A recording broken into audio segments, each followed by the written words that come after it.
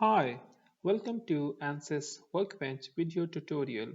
In this video, we will learn some advanced meshing techniques, which is mesh bias. Mesh bias is to have finer elements near the boundary conditions and coarser elements in the areas which are of least interest. To create a mesh bias, in the outline, click on Mesh and delete body sizing.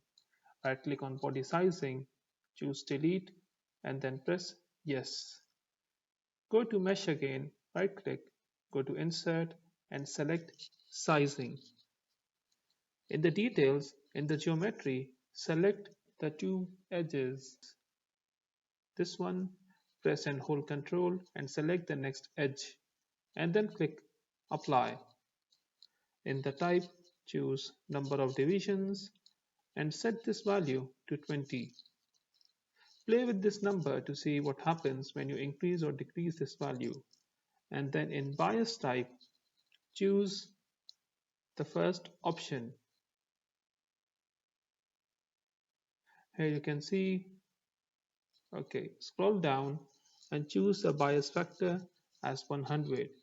Bias factor is the difference that we want to have between the biggest element and the smallest element. Play with this value to see how the size changes. Once we have this, right click on edge sizing and click duplicate. Do the same procedure for the other two edges. Click on geometry, go to edge selector, select the first edge, press and hold Ctrl, and then click apply. Make sure that the direction of bias is correct. Scroll down and in the direction, choose the second option, which shows finer elements near the center, and this is what we want. Create another duplicate of edge sizing. In the geometry, select the partition line that we created in the beginning and then click apply.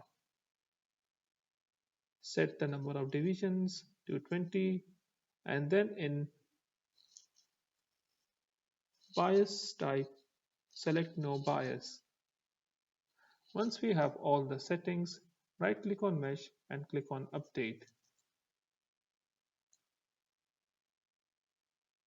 Here you can see that we have fine elements, fine mesh near the boundary conditions, and as we move away from the critical area, the mesh becomes coarser.